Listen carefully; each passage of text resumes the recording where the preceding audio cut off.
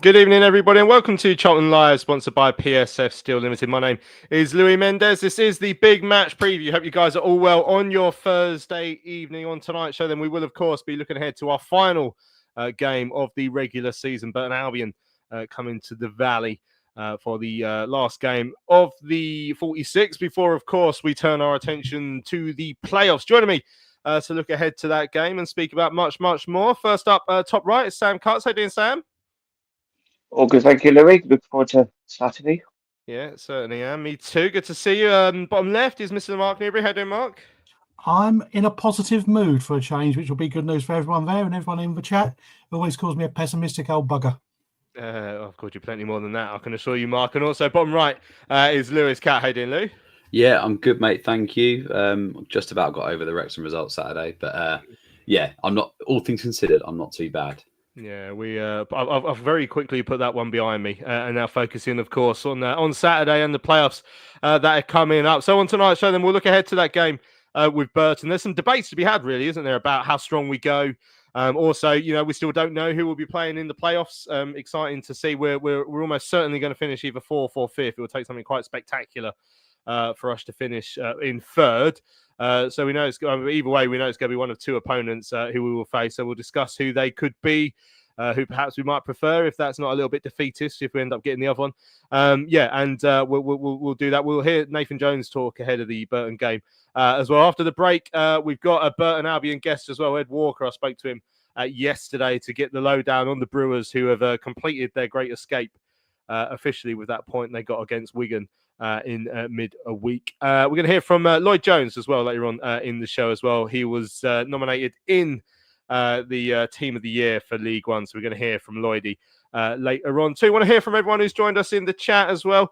Evening to Steph, who's first one in there, says we do not need to play Godden, Jones or Coventry. Rest them for the playoffs.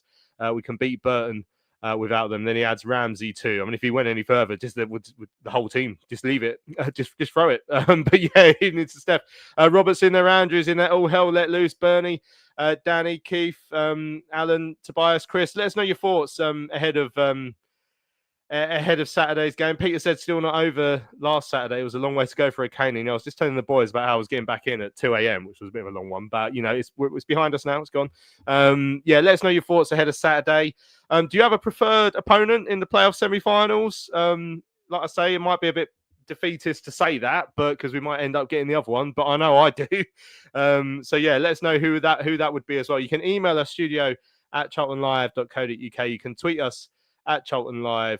Or you can add a live comment in the chat this evening if you want to have your say on this evening's show ahead of Saturday. I mean, before we hear from Nathan Jones, Sam, it's going to be a strange atmosphere on Saturday then, because, I mean, job done for us, effectively. Not quite automatic promotion. It was always going to be a long shot as much as we all built it up, and that's gone now, unfortunately. That's over. Burton Albion, you know, there was some schools before a couple of weeks ago that might need to come to us and get something in order to stay up, but they've ticked that off for themselves as well. So it's a weird dead rubber game going into Saturday, but at the same time, you've got to balance it with, you can't just take your foot off the gas and go completely coasting towards the end of the year, because you've got to keep some sort of momentum going into that last game. So even though there's not a great deal riding on it, there's still an element of importance to Saturday's game. Yeah, of course. And in every game, that, like Leif has always said, is we've got to win it regardless of the occasion. What would I do if I was starting 11? I would mix it up a bit. I would use rest Jones, put Mitchell in, maybe take Gillespie off halfway through, and mix it up a bit, especially using the academy as well as Dixon, Carno, and maybe look at the under-21s just to give a bit of a minute in the legs as well, because as we just said, it's a bit of a dead rubber really, especially now with thanks to Burton getting a decent point at home to Wigan. I'm not sure.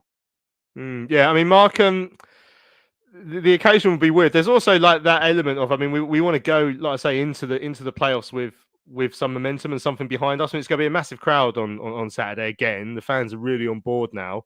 You know, a big win could be a real lift again. Just to really properly underline that Wrexham game and just put it behind us. Yeah, I mean, that's the thing. It's going to be a big crowd, and I'm in a real minority. I'm not for resting anyone. I know that sounds and will be shouted down. I know, because hindsight is a wonderful thing for football fans. Oh, in hindsight, we should have rested him or we should have played. And anyone could be rested and then first playoff, get injured and be out. They can get injured in training. I think if you went into the team, sat them all down in a room, 20 players, and said, right, hands up who wants to play on Saturday, you'd see 20 hands go up. If you said, oh, does anyone feel they need a rest before the playoffs? Not a hand's going to go up. Every professional football player wants to play. I think you play a strong team, you put down a marker. I think it's good for us that they did get the point, Burton. I think that pressure is off their shoulders. They may come with a bit of freedom and try and play it about a bit, but they don't need to get anything for the game now. So that's released them. Unless someone's carrying a real bad knock, and as like they said about Jones has been paying through the plane, and I'd say, yeah, I'll stick Mitchell in, or probably McIntyre with Jones, preferring him alongside Gillespie. But to change it wholesale and get, say we get tonked 4-0, everyone's going to be, oh, that's stupid. We changed too many players. Like I said, hindsight is a football fan's favourite thing to have. So I know I'm in a minority for not changing, but that's the way it is. I love hindsight. It's pretty much what this entire show is built on. But yeah, Lewis, that's an interesting point from Mark there. I mean, you got to find a balance. I mean, Ed says it's a good point, Mark. I would rest Lloyd though. I think, but then all hell, Lou says, Mark, are you mad? So the mixed reviews for Mark's thoughts there. But Lewis, what do you reckon? Lloydie for starters. I mean, if he unless he's made a big improvement from last week, I'd absolutely give him as much time as he needs. But the ones that are maybe borderline, there's got to be that right balance found. Yeah, I think so. And I look back to when we had a decent season before in League One and made the playoffs, and we had Rochdale on the last day of the season, and we didn't rest anybody, and we won that game 4-0 with our best 11, and we went into the playoffs with some serious momentum. So off the back of a defeat at Wrexham, will we want to bounce back with a decent performance and bring that positive momentum back into our form for the playoffs? Or do we want to rest some players? I think it's all going to come down to individual circumstances, as you say. Like, I think Lloyd obviously really struggled Saturday, so it'd be a no-brainer for me to rest the likes of Lloyd Jones because he's so critical to us, and it's clear that he wasn't 100% Saturday. So you've got nothing to lose by resting him. But I wouldn't declare it a dead rubber as such, because I still think that momentum can carry you in the playoffs. I think it's not just what you do on the pitch, it's mentality as well. And going into, some tough games that can mean something huge at the end of it. All of those teams are going to want to be doing the same thing. And you look at the potential people in that four that will come up against. I mean, I can't see us getting Stockport over the two legs, but both Wickham, will they want to bounce back after falling out of the top two? So you want to be hot on it against them. Whoever gets sixth is going to be flying on positive momentum because it's going to go down to the final day on who gets that. And I think that you don't want to get lax and everything going into these important games, because we've done it before. We've maybe not gone in with the best of momentum. The year we actually lost to Rochdale away, and we had the 2 legs against Shrewsbury, and we just didn't look at the races, and maybe we just weren't ready that season. But the season under Bow, when we went into it and we finished so strongly, ended up nipping 3rd on the final day. I just felt that momentum carried us all the way through. Obviously, a very nervy semi against Doncaster. We won't talk about that too much, but I feel like that positive momentum swung it for us in all 3 of those games, actually, that obviously got us promoted. So, look, I see the need to rest key players that are struggling, but I also see the need to go out there and give our best performance so that we go into the next few games off the back of really, good form, positive momentum and belief for the fans, because fans are filling up that valley on Saturday. They want to go and see a performance that justifies that and matches that commitment. And yeah, I think it's going to be a really good occasion Saturday. I'm looking forward to it, seeing a full valley again, and going into a playoff campaign again, something to play for. It feels like we've got that real positive trajectory. So yeah, I'm all for giving our best shot Saturday. Well, Paul says if we rest too many, we could end up with consecutive defeats. 20,000 won't want to see a reserve team either. Any knocks them, rest them. But we can always sub players off early if we are willing. Well, let's have a listen to what Nathan Jones said ahead of Saturday's game. This is him speaking to Terry in the press day earlier on today. Luke and Thierry, and as you said, Lloyd just made it. Ashley as well was out. How are they all? Are they likely to be in contention? Given and bearing in mind that it's the last game on Saturday, but then we've got the playoff running. So basically, what I have to do now is prepare the team, the squad, so that we can have a successful playoff campaign. That's the most important thing. So whatever I do on the weekend will be geared to making sure that the team, these are the decisions I have to make. This is where effectively you earn your money now as a manager. I have to prepare a squad to be right at it for the playoff games. Now, whatever that means on the weekend, whether that's we go full strength, whether we make unprecedented changes, whatever that is, I have to prepare a team now for the playoffs. I was thinking of asking you about your reflections on what we've achieved this season, but considering at the halfway point, we were a world away from playoffs and automatics, and given that we ran it that close towards the end, I suspect despite almost getting close, your focus was now really on, as you just said, the playoff picture and achieving what we can still achieve.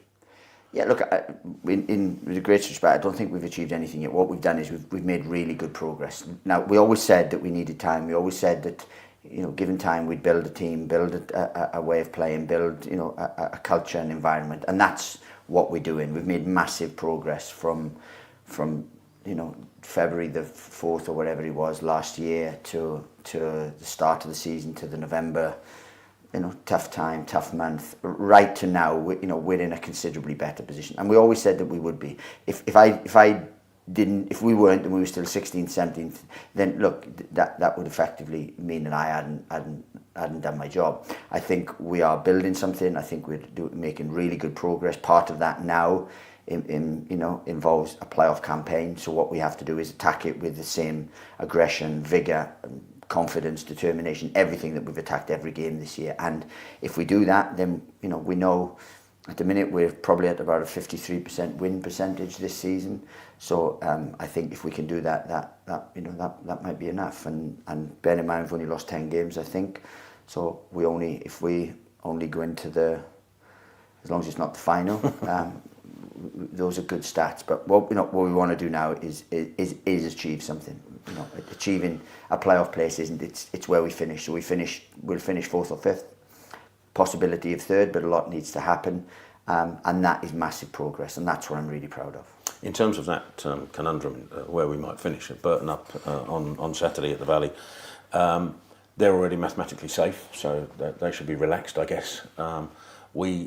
Do you go into the game focusing on finishing in a specific position, so as the playoff picture may become easier or less easy? Is that part of your mindset, or is it just about game by game? I mean, I'm not sure you can do that. I think it's pretty much virtually impossible to do that unless we want to finish 5th, so we deliberately lose the game, and we want to play our second leg away from home or whatever. That's the only thing we can actually affect, is by actually not turning up for the game, basically. But that obviously won't happen. So all we can do is try and win the game, and we want to win the game. We want to finish the season as high as we can, so then the progress we've made, you can see that from finishing 16th to 4th, 5th, 3rd, whatever that is, has been really great progress, and that's all we concentrate on. Then I would like to go into the playoff campaign on the back of a bounce back. I wouldn't want us to go in off the back of 2 defeats and things. So look, there's a lot of things for us, but all we're concentrating on is winning the game. It's the next game. We'll attack it with exactly the same vigour and aggression and confidence that we've gone into most games, and we want to take a little bit of momentum in. There we go. That's Nathan Jones looking ahead to Saturday's home game with Burton Albion. So let's just make it very clear for everyone about what could happen and what will probably happen, I guess, in the games on Saturday. So as you can see on the league table, we're currently 2 points behind both Stockport and Wycombe, who obviously play each other at Adams Park on Saturday. So our goal difference is significantly worse than the pair of them as well. So Stockport are on plus 28 and Wycombe are on plus 27. We're on plus 22. So if they draw and both go up to 85 points, which is the maximum amount we can get with a win against Burton, then the huge likeliness is that we will still finish 5th even with a win, because if those two draw, unless we win, what are we looking at, 6-0, I think it is, there's no way we'd overtake them. So the main likeliness is that we won't finish 3rd. What can happen, obviously, is if there's a winner in one of those in that game out of those two, that would leave the other one remaining on 84 points. And if therefore we were to win, we would jump above them into 4th, which would give us the second leg at home, which is something a lot of fans have spoken about. Now, we do know the games, unless we get into 3rd, which as I've sort of ruled out because it's hugely unlikely, we know the games in the playoffs are going to be, the first leg's going to be the Saturday night. I think it's a 8:45, a 7:45 kickoff or something like that. And then the second leg will be on the Thursday. Now, if we finish in 4th, then the second leg will be at the Valley. So we'll be at home at the Valley on a Thursday night. And the away game would be on the Saturday. It'll be vice versa if we end up finishing 5th. So we could finish 5th. Obviously, if we lose or only draw, we'll definitely finish 5th. If there's a draw in Stockport Wycombe, no matter what we will do, we will finish in 5th as well. So that's what can and will happen, Sam. What do we want to happen? So Stockport against Wycombe. So Stockport have jumped into 3rd after they came from behind to beat, I can't remember who it was the other day, Peterborough or someone at home, Huddersfield, I can't remember. Wycombe obviously got beaten away at Leyton Orient in that game that built up all our hopes before the game against Wrexham for us. So currently, if things were to stay the same and we finish 5th and Wycombe finish 4th, it'll be Wycombe and it'll be the away leg 2nd. I mean, in an ideal world, who would you like to face out of Stockport and Wycombe? That's the first question. Ideally Wycombe, but in some ways, I know we did really well on that bank holiday Monday.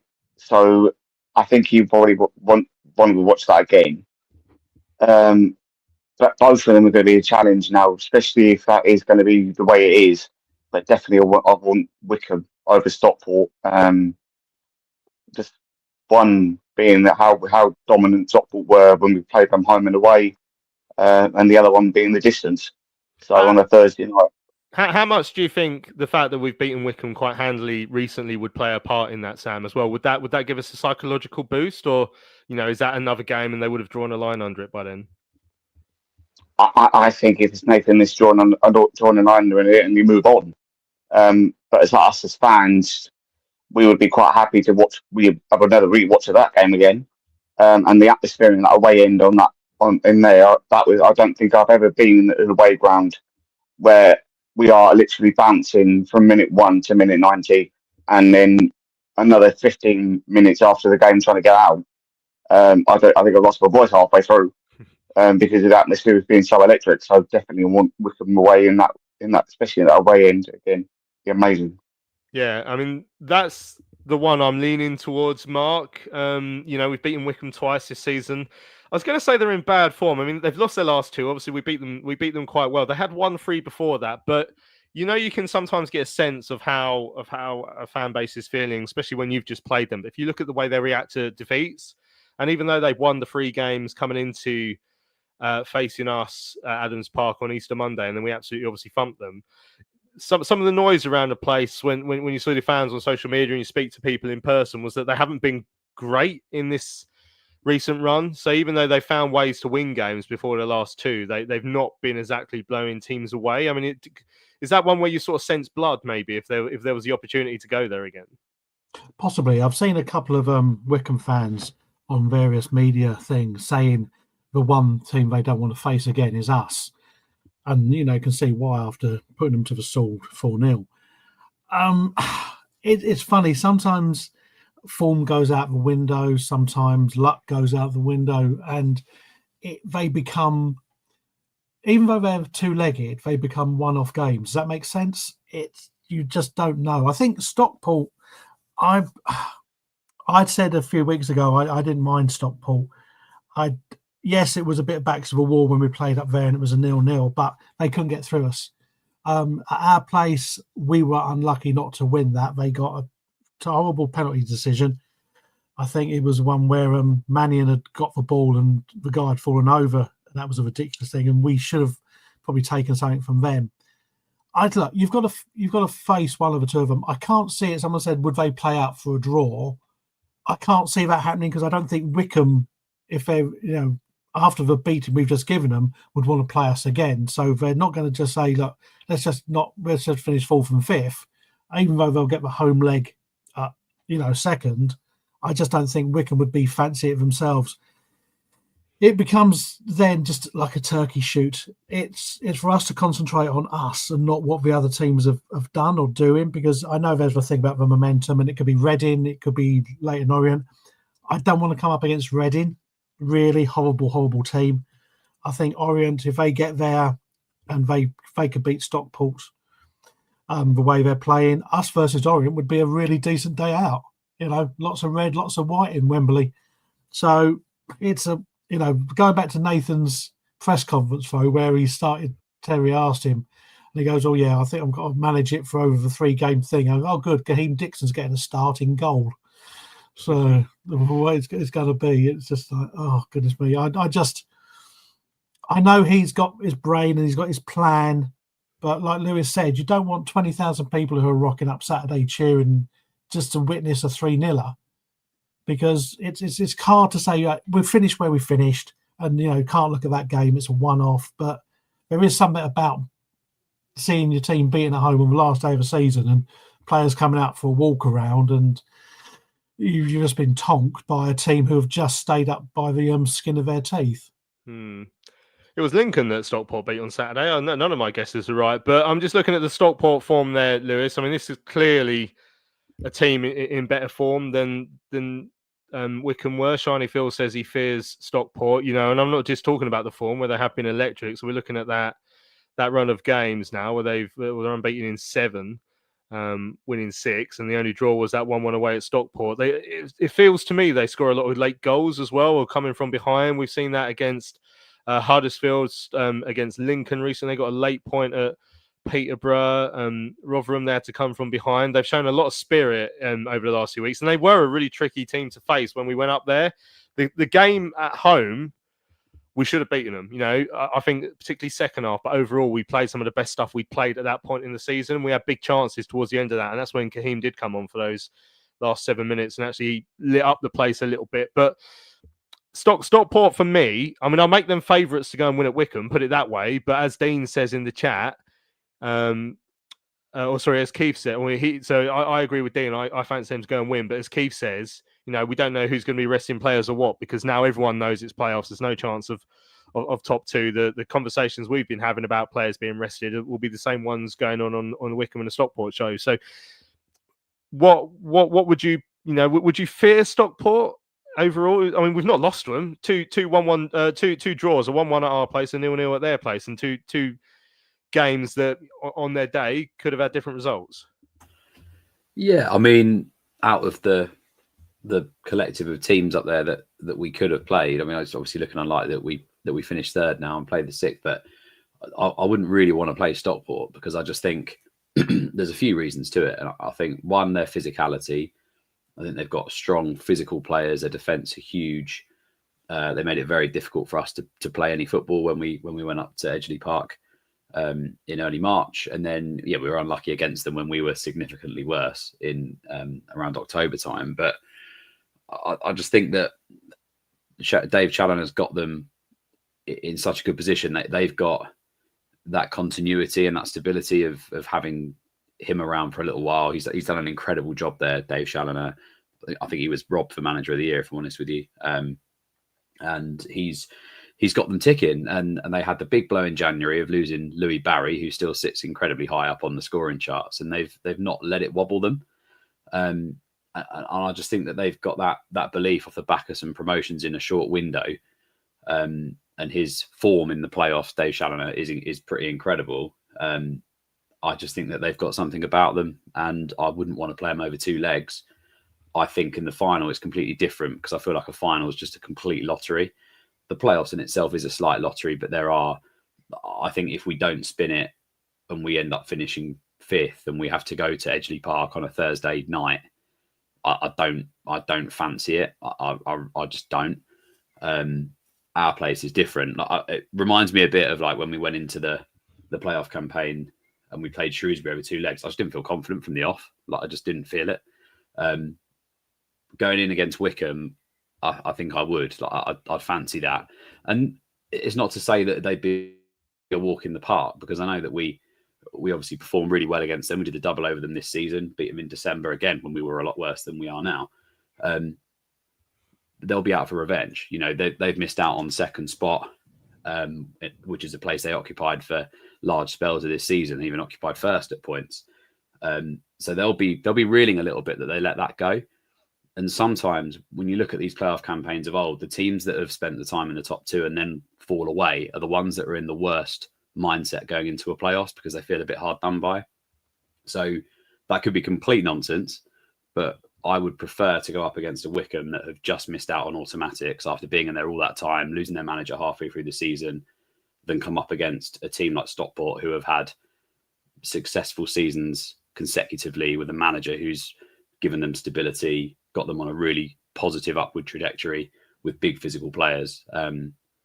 Over two legs, I wouldn't fancy it. In a final, completely different, because I think anyone can win the playoff final. It can take a dodgy penalty, a dodgy decision, anything. It's a lottery. But over two legs, Edgeley Park's a lot harder place to go to than Adams Park, in my opinion. Yeah, I mean, that's the way I see it. But I mean, Lewis made a point there, Sam, about obviously the momentum, but also the psychological blow. I mean, think about how we felt on Saturday that we lost to Wrexham and we knew our top two hopes were over. And our top two hopes were 5 minutes. Like we got to the second last day. I was like, oh, blimey, we've got a chance here. Wickham have been right up there all season. You know, they've been thinking it's ours to throw away, and they have thrown that away. So will that be in the back of their minds? So the fact that they had it in their grasp, and they've just tailed off at the wrong time. People always talk about form going into the playoffs, and it feels to me that they will be, because Orient or Reading flying when they get into the playoffs. We've had an incredible second half of the season. Stockport, as we can see on the screen, their form is very good as well. Wickham have just got that little thing in their mind. So, I mean, do you think that could play a big part going into these playoffs as well? It has to. It has to play a massive part in that playoff. In the back of your minds, of going, how close were we to even nicking that second spot? I think, and then, like you just said, they've gone cold over those last couple of games, and especially against us, and then lose on that against Orient that afternoon. And even looking at the stats by the BBC, they didn't look like they had any foothold in the game. So I don't know what's happened with them, unfortunately, for them.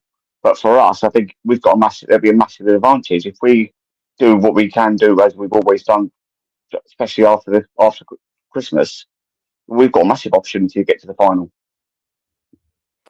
Yeah, Ed's saying Thierry and TC on that little pitch looked lost here up at their place. Yeah, and Paul's saying get to Wembley, and I don't see any of the current playoff teams beating us. Stockport will struggle with our width at Wembley. You just don't get that space at their ground. As Dean points out, other fans of other clubs will be saying they don't want to play us. So we'll certainly be up there. I think Wickham and Orient fans will both be saying they obviously Orient won't be able to play us until the final, or Reading, but I don't think either of them will want to play us. Yeah, I think I wonder how Stockport will view this, because it's notable as well that there is the reward for winning that game, Mark, on Saturday for Stockport or Wycombe is they don't play us. So that would for me make me think that they won't be going. They won't be going there for a draw where they might lose. They won't take any risks because on paper playing Reading or Orient should be a little bit more straightforward than us.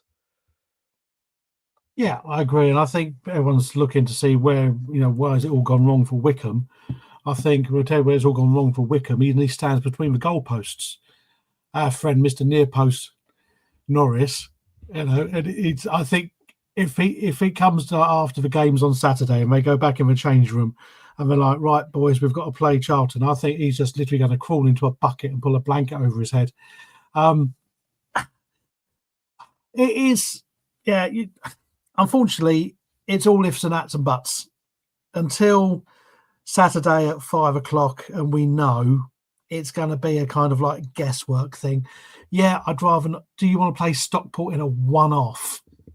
Again, the same thing's going to happen. It's just they've got the same players. It's just a different location. Or do you want to beat the best team and say, right, we've beaten the best team, we're the team to beat, and then have that bite you on the bum? It's difficult. Personally, I think I don't mind, and I really don't have a preference apart from not Reading. I think that would be my only preference because would we be saying Reading getting sixth and they've beaten us twice draw, isn't it here? But we've not looked good against them at all. Would we be then sitting in a couple of weeks' time doing a show going, oh, I'm not happy about playing Reading? We're a different beast. We're a different beast now than we were in the beginning of December. I mean, I'd gone back. I sat and literally went back from the start of the season and thought to myself, have the times when I've felt really down from watching Charlton, was it actually justified? And when you look literally month by month at the results which we've done and picked up, actually, so I said I was quite positive before the show, and I don't actually think it's as bad as it's made out. Yes, we didn't have a great period in some of those times, but overall, the way our seasons have gone since January as well, like the 6 lose, win 5, draw 1, lose, don't lose for another 6. We've shown we've got character, we've got heart, we've got the players, we've got the manager, we've got the fan base now, which is coming back. And I don't agree with the people getting upset saying, "Oh, glory hunters." I don't care. We've got a 28,000 seat stadium. You know how bad it is seeing 6,000 people. The club announces 8,000. We've got 28,000 seater. Let's have it rammed out. I don't care if half of them are glory hunters. They're coming to watch Charlton. Come, please do. I don't get upset if someone says, "Oh, he's not, I'm a loyal fan." Doesn't matter. It could be someone's first game. Come, watch the game. There's no such thing as a glory hunter when it comes to watching Charlton Athletic. With all due respect to all of us, I mean, come on. If you're hunting glory down the valley, I mean, it's enjoyable and it's fun and it's a great place to watch football. But you don't get sort of clapped down the street because you're wearing a Charlton shirt. I mean, right. Let's have a break. When we come back, we'll continue to look ahead to Saturday's game with Burton Albion. PSF Steel Limited is a trade supplier of steel fabrication and erection services to the new build, construction and refurbishment market in southern England. With their unrivaled depth of experience, they excel at providing their customers with high quality and cost-effective steel fabrication solutions. Their customers include national and regional house builders such as Barratt Homes, Bellway Homes, the Vistry Group and Taylor Wimpey. They pride themselves on their service-based ethos and commitment to customer service excellence, which includes full technical backup and on-site services and support. If you would like more information, go to www.psfsteel.co.uk. That's www.psfsteel.co.uk. Hello fellow addicts, I'm so excited to tell you all about our micropub, the River Ale House. The River Ale House is based in East Greenwich. It has 6 Pub of the Year awards, an ever-changing selection of amazing beer. It's owned by Charlton fans, walkable to the ground in just 20 minutes with buses that go direct to the Valley too.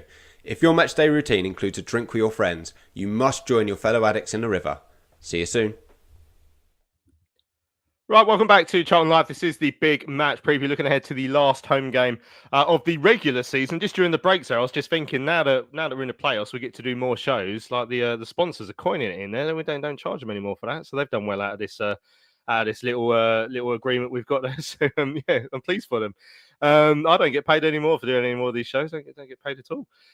Right. So one thing I wanted to flag actually for Saturday. Now the Charlton Athletic Supporters Trust have got a photography exhibition, a fans photo exhibition going on in the fans bar on Saturday. It's the photos by Ree of one of the club photographers of supporters who watch the club, and if you get in there, you might see yourself on there. So just check out the club website or the Supporters Trust website if you want to have a go and look at that exhibition. I'm sure it would be really interesting to have a look at. Brad says, I'd glory hunt Charlton more glory than my Plymouth Argyle. Well, you desperate stakes here, Brad. If you want to upgrade, it is an upgrade to be fair, but yeah, from Plymouth to Charlton, mate, you're more than welcome to do so. Right, I mean, just going back to Nathan's stuff there on team news, Sam. Obviously, we spoke a bit about the potential team news. I mean, Isaac Haas did. Is there any news on injuries and availability? And actually, in the press day clip there, it was a fairly classic Nathan Jones, cards close to his chest. He doesn't give much away. He hinted at, I've got to manage the squad between now and then, whether that means a full strength squad or maximum amount of changes. I imagine it'll be somewhere in the middle, but what we don't know is how fit some of these players are. So someone like Luke Berry, who was unable to make it at Wrexham, and Thierry Small. I mean, Thierry Small needs to be wrapped in cotton wool before the playoff game because he's so big to us. So we don't. That's the main thing. We don't actually know going into Saturday, and it'll be one of those things where you have to trust the management and the staff. I had a really interesting conversation actually on Saturday at the ground with some of the staff about the balances you have to have. And obviously when we were still in the chase for the top two, then that question is very different in your mind. And therefore you take risks if you have to. Obviously there was a game too far for some people Saturday, but now that's completely changed now. And as much as we'd like to win and finish fourth, if possible, the reality is it doesn't make a massive amount of difference because whoever we're playing in the playoffs, we're still going to have to play them twice. So it will be about that balance, but realistically, there will have to be a bit of trust in Nathan and his team around him to get this right. 100%. I think, as always, with Nathan press conference, he doesn't give anything away, so it's always a bit of a questionable thing they'll go in. So who is available? With regards to the playoffs, I think you've got to look towards that more than Saturday. Would you start a lot of players? I think you would, just to get match fitness with Berry and Small, but then only play them for 45 minutes. So I think it's an open canvas of everyone who is available to give them a go, because then you put your hands up and go in, right, we've got playoffs now, who wants it? Yeah, and as I said, he mentioned momentum though as well being important at the end of his interview. Slightly stronger squad, perhaps. Simon says, we're whoever we get, we're not in full control because we could, we win on Saturday and we see where we end up, and so we don't really know where. So we could win, and that other game's a draw, and it's just completely irrelevant what we've done on Saturday as well. I mean, Mark,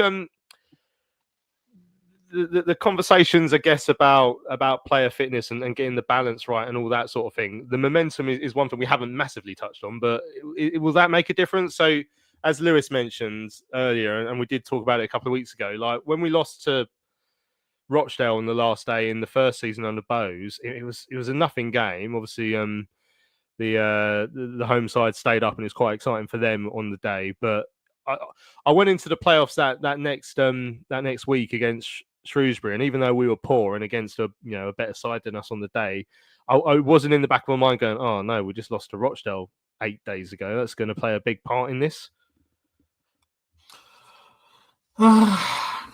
It's hard to get into the psyche of some players sometimes. I think the difference being there is the man we've got in the dugout, or not in the dugout, man ranting on the side of a pitch and knees sliding. I think it's a way he gets the team going. And like I say, he has made it a big thing about it being a squad this season. And he's saying with the squad. He's talked about his changes on the bench. You say, if you're going to swap players out, are you going to put them on the bench? So say you don't start Godden and TC, they're both on the bench, and you've got Carnu and Dixon up front, for example. Within 5 minutes, Carnu does his hammy. So what happens? You've got to stick Godden on anyway. And it's one of those ones you can look back and go, I should have done. And it's not going to make a spot of difference.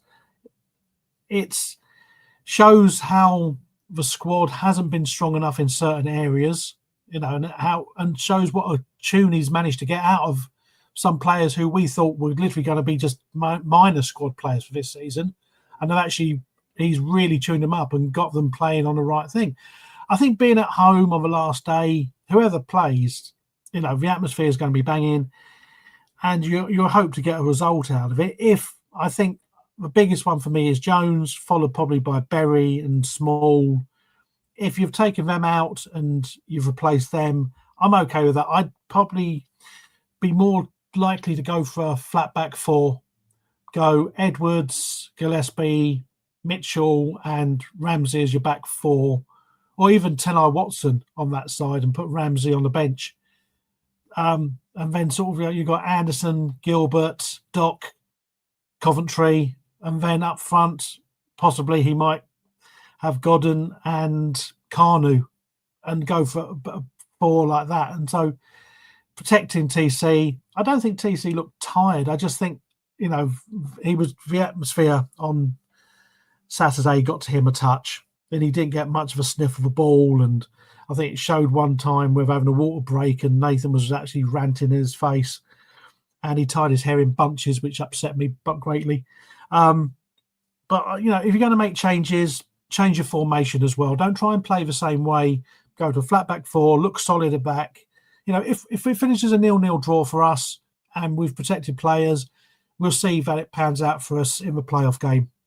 But we'd have to take it literally, it's cliche time, one game at a time. Yeah, the absolute jealousy oozing out of every pore when you're talking about TC having his hair in bunches there, Mark, was notable. Right, let's have a look ahead to the game against the Brewers from a Burton Albion point of view.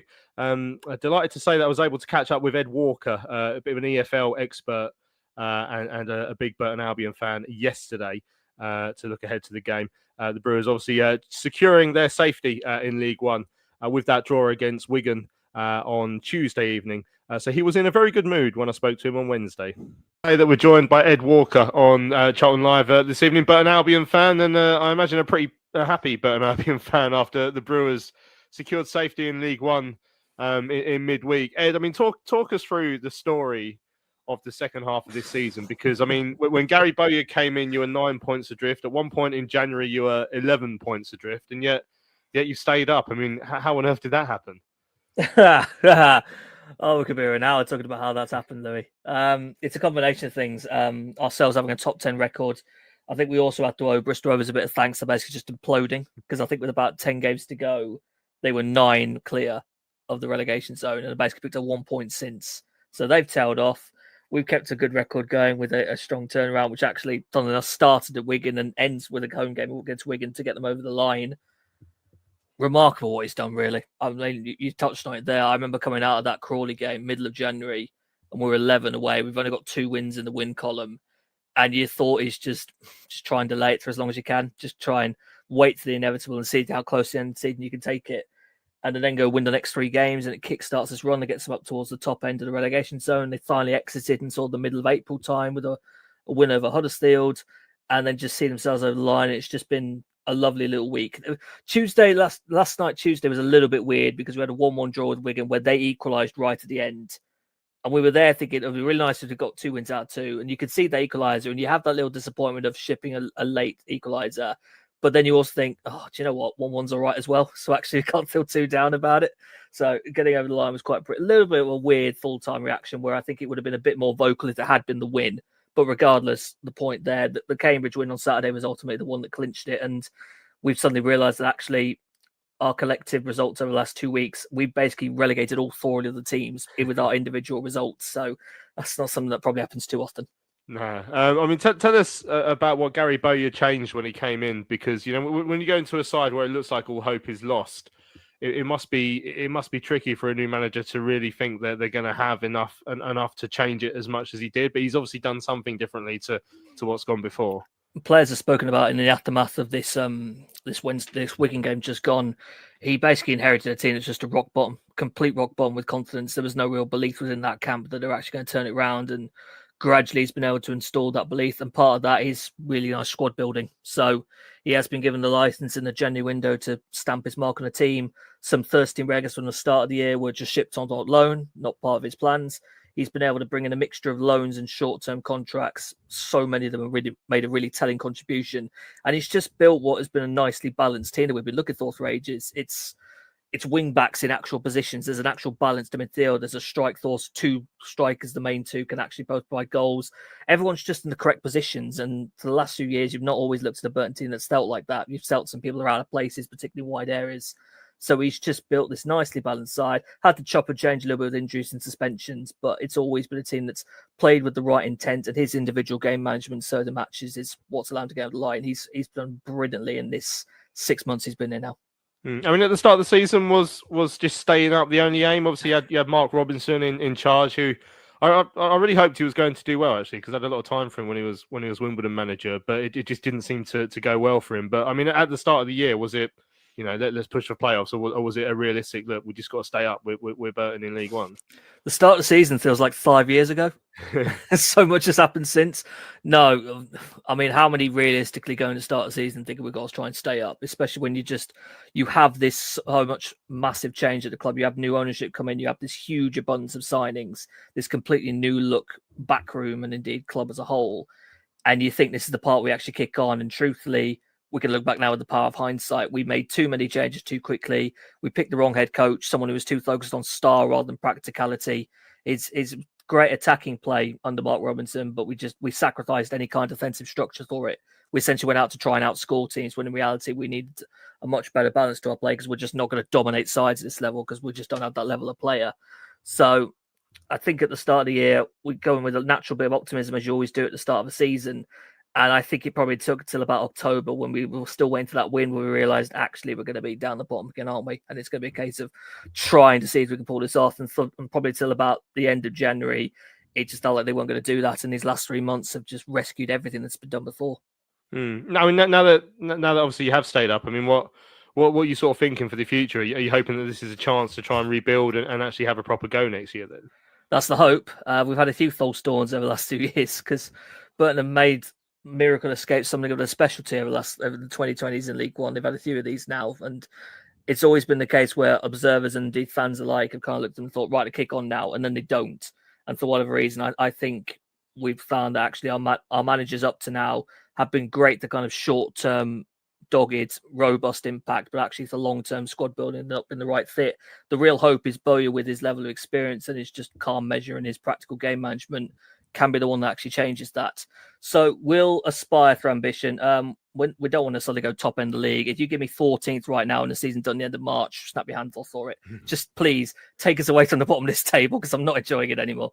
Yeah, I mean, it's going to be a strange one on Saturday. Obviously, you guys have achieved what you needed to achieve so far this year. There's not really a great deal we can do on Saturday to change our position other than to win and maybe get up to 4th. But how are you seeing Saturday playing out? I mean, now that you've got there, is Gary going to bring some changes and give some other players some chances? Louis, I don't care one bit what happens on Saturday. I really don't care anymore. We got the job done the week. I always looked at this and thought we need to get this done before yourselves, because I feared this day, because you're just better. You've been great. You're probably still my pick for playoffs at the moment, especially you can end this in good winning form to go in there. Bowyer has said, look, we'll be back in on Thursday to focus on Saturday. I think the beers will come out basically from about 5 o'clock on Saturday for them, and they'll deserve it because of the job they've done, but there'll still be one more focus display. I think you'll probably beat us 2-0, 3-0. It'd be nice if we could get a goal and have like a 3-1 maybe. I'm honestly not that fussed, just as long as we're not, you don't want to get slapped 6-7-0, obviously, but you'd imagine there'll still be a professional level of display from them, and we'll just be in happy mood in that Jimmy Seed stand, because it's pleasing. We kind of feared we were going to go there and it'd be the decisive moment where we ultimately drop, but no, back in League One for another year, so we're happy. Yeah, I mean, a 7-0 could see us clinch third, which is very unlikely. We still need a draw in the other game between Wigan and Stockport. And just finally, I mean, if you were to highlight a couple of danger men then in the squad for Saturday's game, who would be your pick? It's going to be the front two. Jon Daddy Budvarson's come and had a great impact as a January signing on a short-term deal that we firmly hope is going to be extended. His experience and his physical profile is just so handy for this team. And his strike partner, Roman Burrell, who hadn't got a goal until New Year's Day and has now got 11. So he's just been electric in the second half of the year. When they play as best of the front pair, you have Budvarsson, who kind of sits in as a bit of a focal point, and Burrell, with his lightning turn of place, will sit on the last man, just stretch the play in behind. So let's hope your centre-backs are mobile, because they'll be doing some running on Saturday if Burrell's on it. There we go. Great to hear from Ed during the week. I mean, our centre-backs weren't exactly mobile last week. I mean, one of them couldn't walk, poor old Lloydie. But yeah, great to hear from Ed about Burton. Well done the Brewers for staying up. They, as Ed mentioned, they've turned these great escapes into something of a forte over the last few years. An unbelievable job that Gary Bowyer's done. And if it was a manager of the second half of the season, I mean, him and Jones would be going right for it, wouldn't they? In terms of winning that one. The game up at their place, Sam, was hashtag the worst game of all time. But we did win 1-0 with Connor Coventry's goal near the end. They had a chap sent off, didn't they, with about 20 minutes left to go. Again, I don't know how much that's going to play a part into Saturday. All hell let loose asked in the chat as well if they had any former Charlton players. So obviously Deji Oshalaja's not there anymore, but he was always a thorn in our side whenever we played them, just to spite me. But they've got Harry Eisted, but he's not played since December. He's only made 3 league appearances for them, so I don't know if he's out injured or if he's just not getting picked. So yeah, don't know what to expect from them really. They've secured safety, Sam. I mean, if you've just completed the Great Escape and then going into the last game of the season, and realistically it doesn't matter, and you've possibly been on a 3-day bender since completing that Great Escape as well. I mean, how do you think they'll approach this game on Saturday? They've got to play for a bit of pride, of course. Yeah, obviously. Well, hopefully they're still recovering from the 3-day bender, so we get our result a lot easier. I don't know. It's always a tricky one, as we just said. We managed to scrape a 1-0 win at theirs. It's always been a hard-fought game against those sort of teams, as we've done all season. So I don't know whether they will come out again full strength. I look at their fixture results beforehand, and they've always seemed to be in and around the game. So it's definitely going to be It's definitely going to be a test for us if they're going to be coming out swinging and wanting to get the best result for themselves. So would you want to risk Lloydie? I don't know. Would you want to go full strength with us? That's going to be a quite big question. Yeah, I was just looking back actually because I forgot. Talking of low points in Charlton's supporting careers, Mark. When we played Burton home and away last season under Michael Appleton.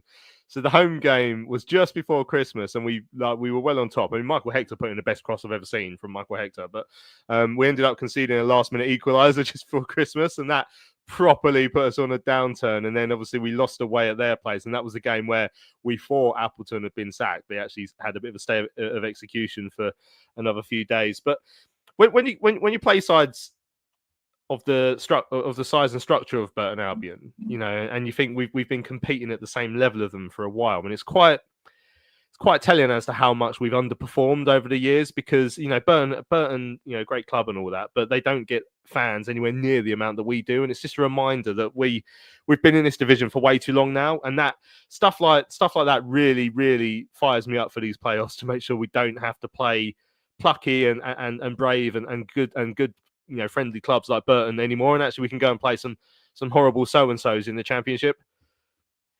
Yeah, it is. It's a strange one of those ones where I think for Burton themselves, their focus was purely on Wigan. They probably looked at us and Wigan saying, right, that's our last 2 games. We need to get something at Wigan, because if we go into the last game at Charlton, we know we could see the Brewers droop straight out of the league. And so when they got their point, and that for them, like you say, they've been on the beer ever since. And like the guy said, he doesn't care now if they turn up here and we tonk them 3-1, 4-1, whatever. It's one of those ones. I agree with you. Yeah, these kind of teams, and plucky fans.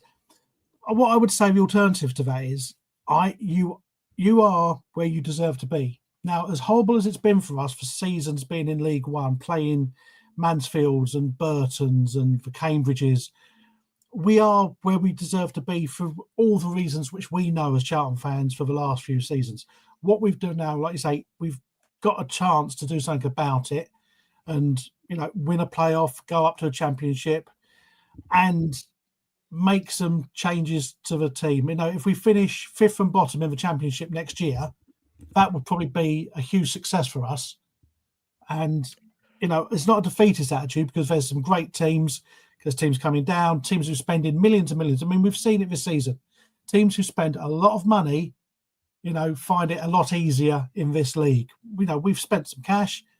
When you go up to the championship, you're competing against sides who are spending 40, 50 million because they've got the parachute payments and the big fan bases and they're not worried about things like that. So if we go up, we've got to try and stay up and not bounce straight back down. So it's looking at the big picture, but looking at micro bits in the picture at the time, just to say, right, it's a perspective here.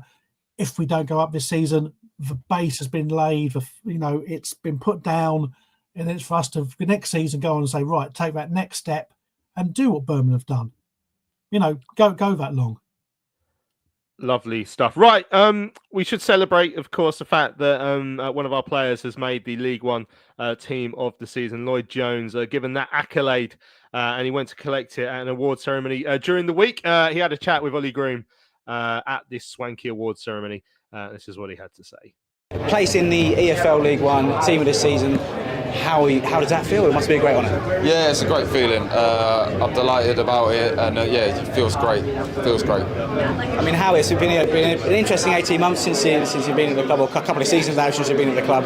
I mean, how do you look back at it? It's been a really good season this season. Obviously, all to play for still in the playoffs. So how do you reflect on the first couple of seasons of Valley? Yeah, I think obviously the first season probably struggled with injury a little bit, but I sort of knew what I was capable of, and since the manager's come in, I haven't really looked back, and I think this season's been a really positive one. Obviously, we've secured the playoffs, and we can just focus on that now. But I've loved every minute of it. What's been the secret behind this sort of second half of the season? A good start. A little bit of a lull in the middle of the season, but this real push since sort of December, January has been incredible. What's the secret behind what your success has been? I think just implementing the way the manager wants to play and having the confidence to do it, and also when you're winning games, breeds confidence, and I think that's what's been the big part, especially in the second half of the season.